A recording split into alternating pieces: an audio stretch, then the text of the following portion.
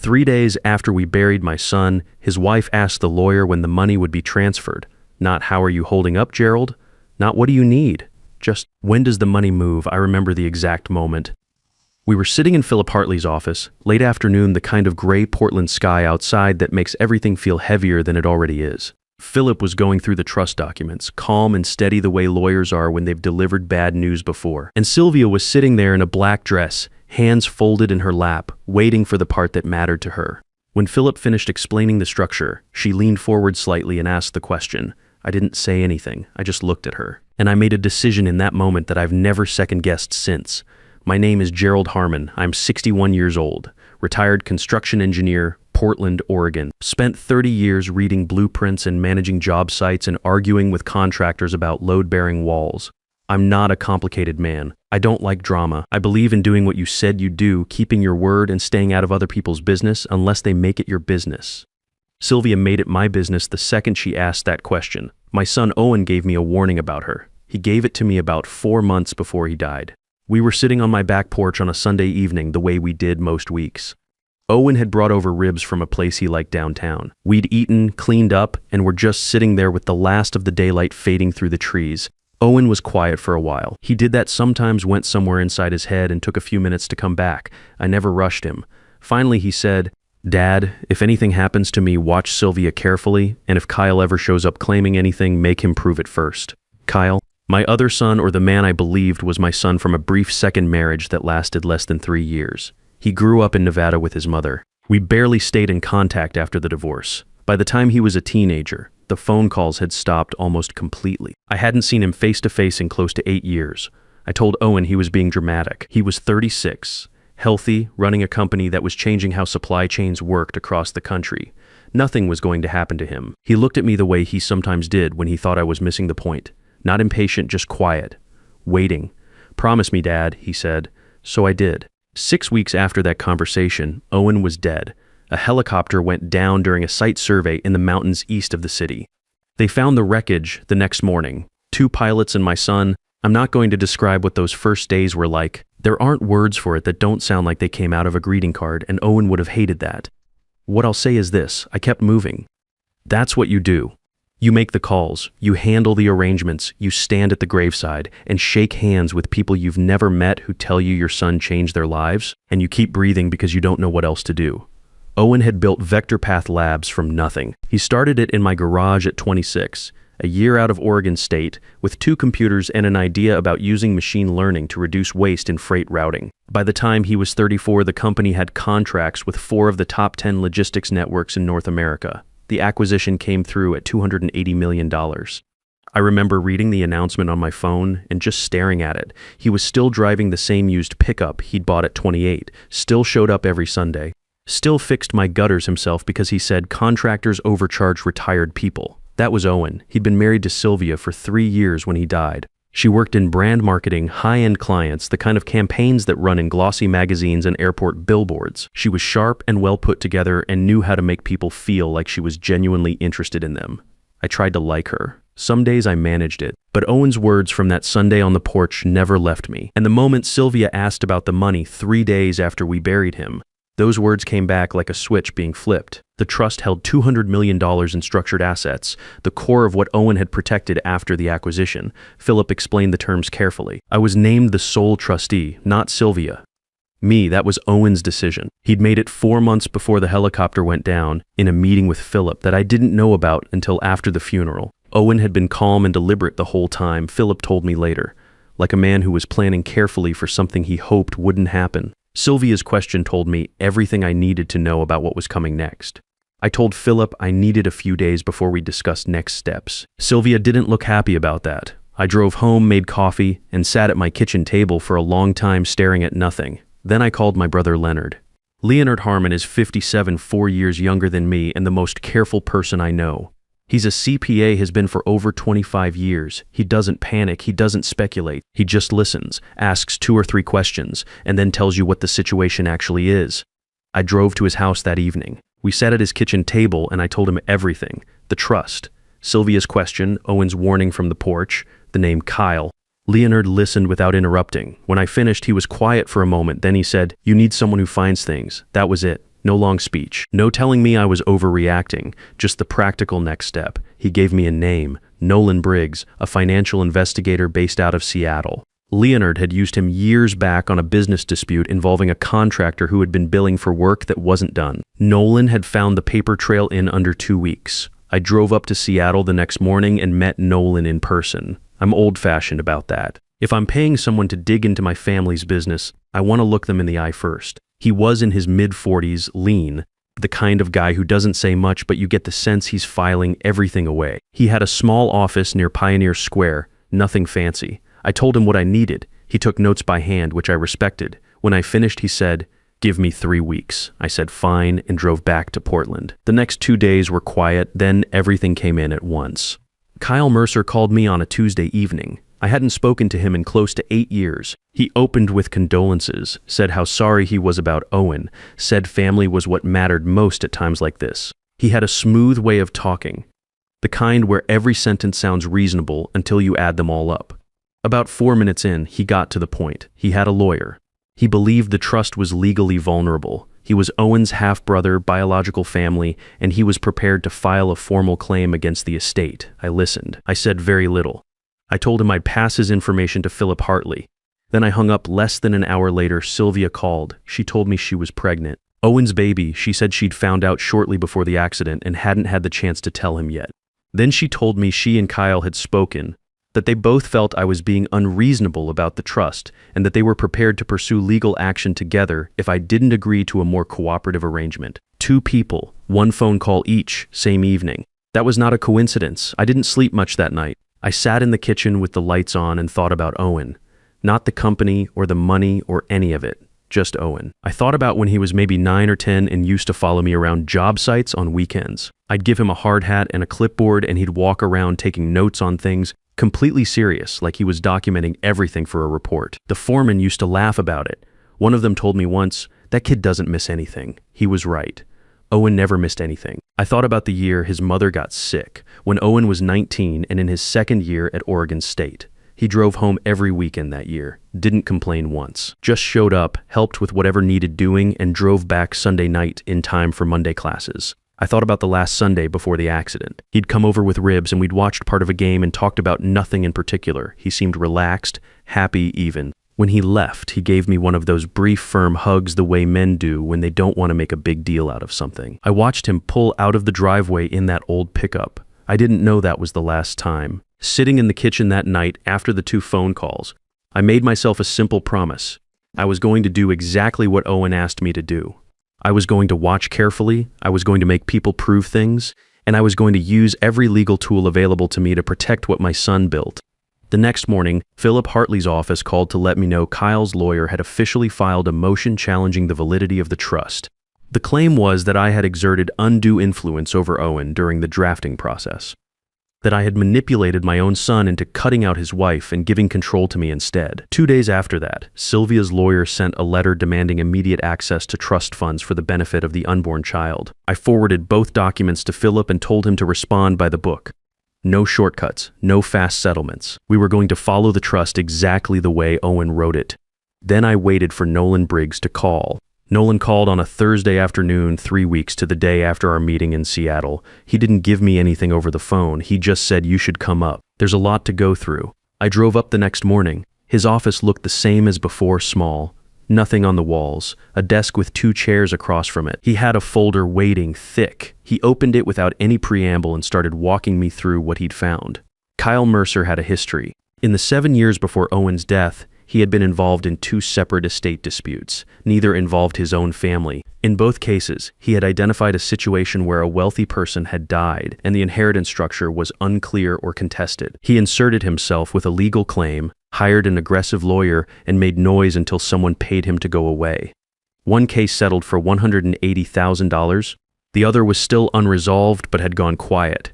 He also carried $340,000 in personal debt spread across 3 creditors. He had no stable income that Nolan could identify. His last registered business address was a mailbox rental in Reno. This was not a grieving half-brother reaching out after a tragedy. This was a pattern. Kyle had done this before and he knew exactly how to do it. Then Nolan turned to the pages on Sylvia. She had made 3 trips to Denver in the 4 months before Owen died. Each trip was booked under a business account and listed as a client conference. Nolan had checked with 2 of Sylvia's known clients in that period. Neither had any record of a meeting in Denver. The man she met on all 3 trips was named Troy Weston. He was 38, had founded a mid-size real estate development company that collapsed in 2021 and had been living on credit and borrowed money ever since. The last confirmed meeting between Sylvia and Troy Weston was 6 weeks before Owen's accident. Nolan slid a separate page across the desk. It was a summary of a conversation he'd had with a woman named Brooke Hadley, a former colleague of Sylvia's from a marketing firm in Seattle, where Sylvia had worked before her current position. Brooke had been easy to find and willing to talk.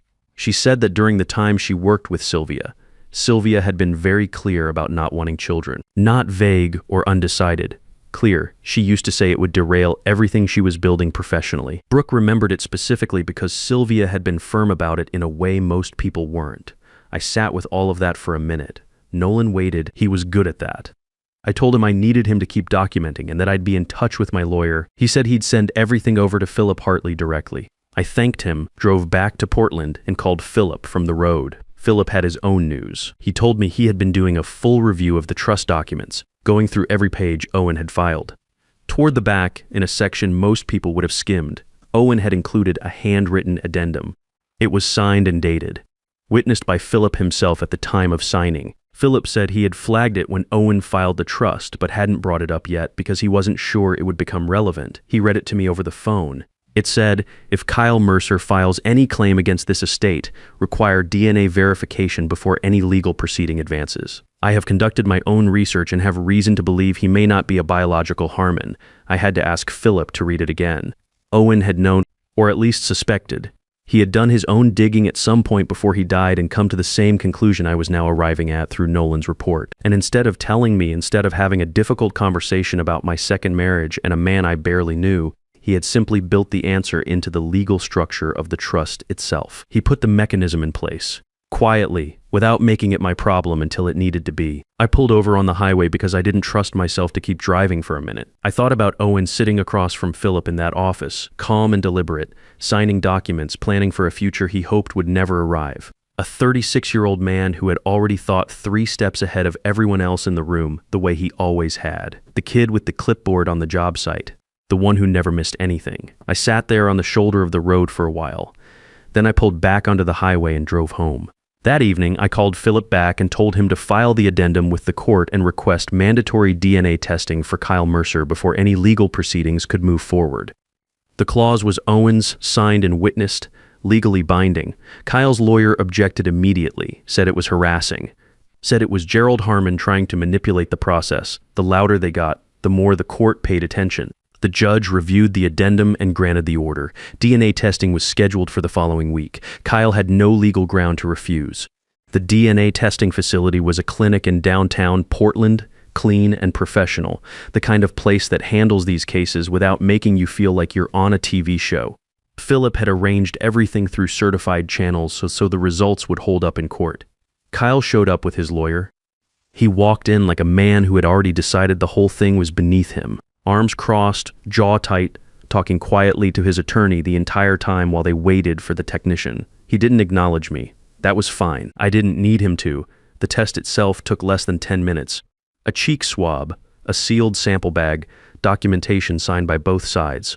The technician explained the results would be processed at an independent accredited lab and returned within 7 to 10 days. Kyle said something to his lawyer on the way out, something I couldn't hear. Whatever it was, the lawyer nodded but didn't look particularly confident.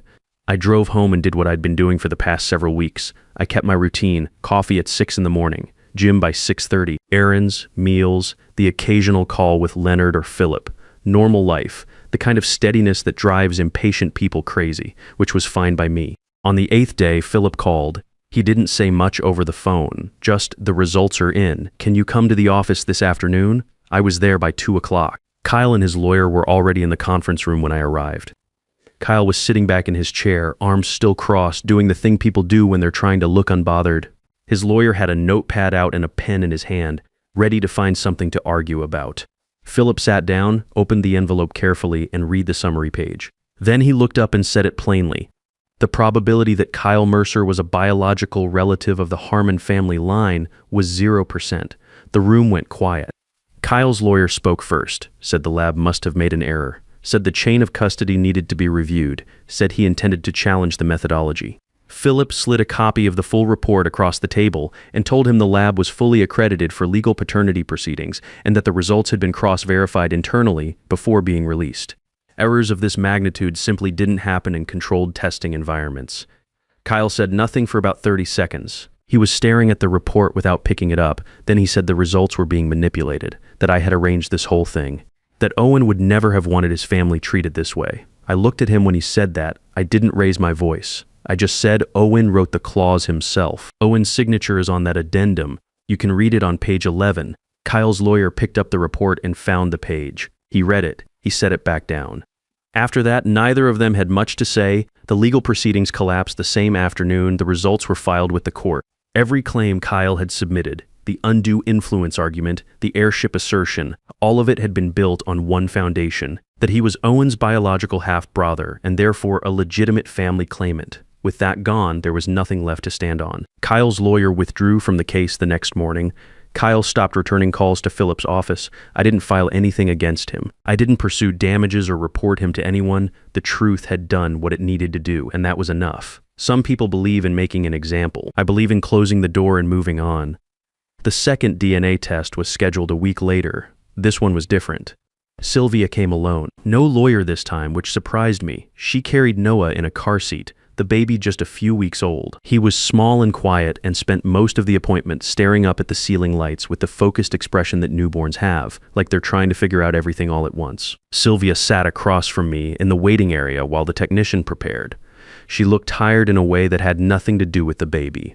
The kind of tired that comes from being on the wrong side of something for too long. She didn't try to make conversation. Neither did I. The sample collection was quick, same process as before. Swab, seal, documentation. The technician told us 7 to 10 days again. When we stood to leave, Sylvia paused near the door. She looked at Noah in the carrier for a moment, then looked at me. She said, "I know this isn't what either of us wanted." I said, "No, it isn't." She nodded and walked out. I stood there for a minute before I followed. I looked at the door she'd just gone through and thought about Owen again, about how careful he had been about everything in his life except maybe who he married. And I thought about the baby in that carrier, who had no say in any of it, and who was going to need someone in his corner regardless of what the results said. I drove home and waited. The results came back on a Monday morning, 9 days after the test. Philip called me at 7:42 a.m. I was on my second cup of coffee. He said he wanted me to come in same as before. I asked him if he could just tell me over the phone. He said, "Gerald, come in." I was at his office by 8:30. Sylvia was already there. She was sitting in the same chair as the first time, the one closest to the window. Noah was in the carrier beside her asleep. She had dark circles under her eyes and her hands were folded tight in her lap. She looked up when I walked in but didn't say anything. Philip opened the envelope. He read it through once before he spoke, then he set it on the desk and looked at both of us. The baby was Owen's. The probability of paternity was 99.97%. Confirmed.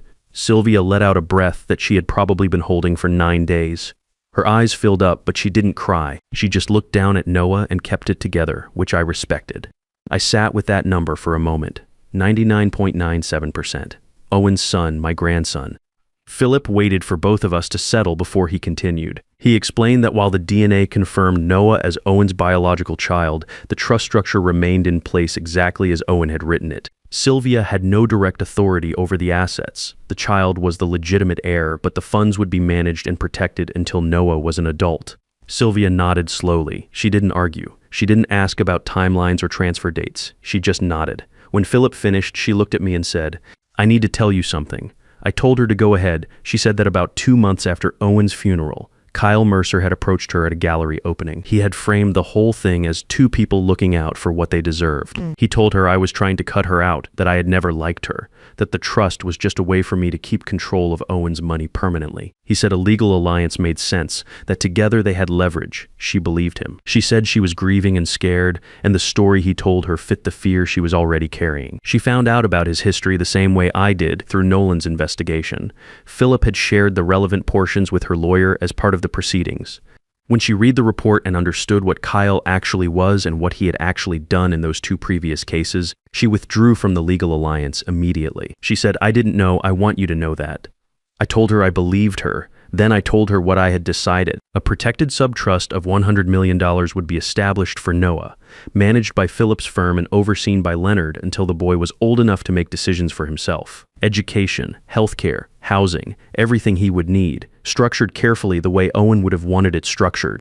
Sylvia would receive a separate financial arrangement to support raising Noah, not a lump sum, not direct access to the trust. A managed monthly support with clear terms reviewed annually.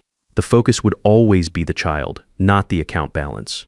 The rest of the original trust would remain as Owen had written it, administered according to his instructions for as long as necessary. Sylvia was quiet for a moment after I finished. Then she said, "Owen trusted you for a reason." I didn't have an answer for that. I just picked up my copy of the paperwork, thanked Philip, and told him to start drafting the subtrust documents. On the way out, I stopped next to Noah's carrier. He was still asleep, one small fist curled up near his chin. He had Owen's forehead. I hadn't noticed that the first time. I stood there for a minute longer than I needed to. Then I drove to the cemetery. I hadn't been back since the burial. I'm not a man who visits graves regularly. I'm not sure it does much, but that day it felt right. I stood at Owen's headstone for a while. No speech, just stood there.